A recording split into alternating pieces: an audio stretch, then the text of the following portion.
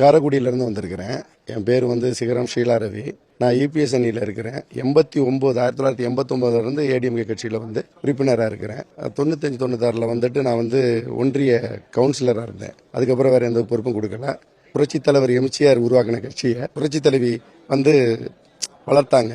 சின்னம்மா வந்து அதை பாதுகாத்து கொடுக்க தெரியாத இடத்துல கொடுத்துட்டாங்க. இருந்தாலும் பரவாயில்ல அப்படின்ட்டு நம்ம கட்சியை விட்டு வேற கட்சிக்கு போகக்கூடாதுக்காண்டி தொடர்ந்து அதிமுக பயணம் செஞ்சோம். பொறுப்புகளை கேட்கும்போது அவர் வந்து என்ன பண்ணுவார்னா, யாரு என்ன எப்படின்னு எல்லாம் கேட்டுக்கிட்டு அதுக்கப்புறம் பொறுப்பு இபிஎஸ் வந்து கேட்டுட்டு அதுக்கப்புறம் பொறுப்புகளை வந்து யோசிச்சு தான் பண்ணுவார். அப்படித்தான் பண்ணிட்டு இருந்தாரு. அதுக்கப்புறம் இந்த கட்சி ஒன்றுபட்டு செயல்படும் அப்படிங்கிறதுக்காண்டி நாங்களும், ஏன்னா தொண்டர்கள்லாம் ரொம்ப பேர் வந்து அதை தான் சொல்லிக்கிட்டு இருக்கோம். அதாவது தொண்டர்கள் வந்து அந்த மாவட்ட செயலர்கள் அமைச்சர்கள் எல்லாம் சொல்றோம். ஆனா அதை அவர் வந்து பெருசா எடுத்துக்கல. தனக்கு பின்னாடியும் தான் மகன் இந்த கட்சிக்கு பொதுச்செயலாளர் வரணும், ஏடிஎம்கேக்கு பொதுச்செயலாளர் இருக்கணுங்கிற எண்ணத்தோடவும் தீய சக்தி திமுக வந்து ஜெயிக்கணுங்கிற எண்ணத்தோடவும் தான் அவர் செயல்பட்டுக்கிட்டு இருக்காரு. இதை வந்து நாங்க எவ்வளவு நாளைக்கு பொறுத்துக்கிட்டு இருக்க முடியும்? பொறுக்க முடியாது. அப்ப தொண்டர்கள் என்ன போன்ற தொண்டர்கள் ஏகப்பட்ட பேர் இருக்காங்க. சின்னம்மா கிட்ட வந்து சேர்றதுக்கு சின்னம்மா கிட்ட வந்து இன்னும் ஏகப்பட்ட பேர் வருவாங்க, வந்து சேருவாங்க. அதனால அவருடைய செயல்பாடுகள் வந்து எனக்கு சுத்தமா பிடிக்காததுனாலதான் வந்துட்டு நான் சின்னம்மா விட்டு வந்து சேர்ந்து அம்மாவுக்கு கீழே வந்து பணியாற்றுறதுக்கு நான் தயாரா இருக்கிறோம். இன்னும் ஏகப்பட்டவர் வருவாங்க, இன்னும் ஏகப்பட்டவர் நான் அழைச்சிக்கிட்டும் வருவேன். கட்சி ஒருங்கிணைக்கிறேன்னா கட்சி அழிஞ்சுக்கிட்டு போயிருக்கிற அர்த்தம். அழிஞ்சிருச்சு, நெருக்கி அழிஞ்சிருச்சு. அவர் வந்து மறைமுகமா வந்து டிஎம்கேக்கு வந்து சப்போர்ட் பண்ணிக்கிட்டு தான் இருக்கிறார்.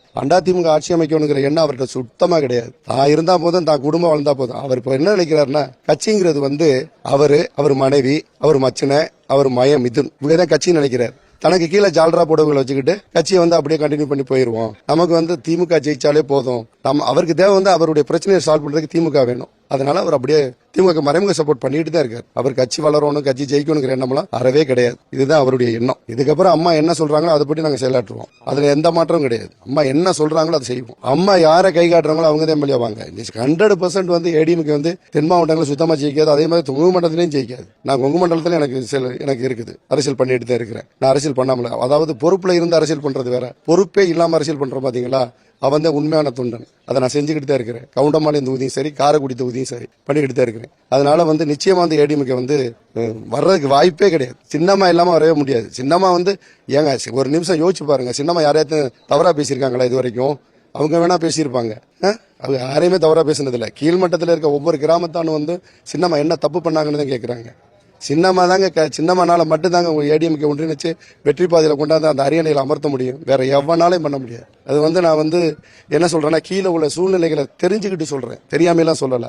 அதாவது கட்சியில ஒரு பொறுப்புல இருக்க என்ன நினைப்பாங்கன்னா, தன்னுடைய பொறுப்பை பாதுகாத்துக்கிட்டா போதும் நினைப்பாங்க. ஆனா எங்களுக்கு அப்படி ஒரு அவசியமே இல்லை. தொண்டனுக்கு எங்களுக்கு வந்து புரட்சித் தலைவர் உருவாக்கிய கட்சி காப்பாற்றப்பட வேண்டும். சின்னம்மா மட்டும்தான் அதை காப்பாற்ற முடியும். அது அவங்களால மட்டும்தான் செய்ய முடியும்.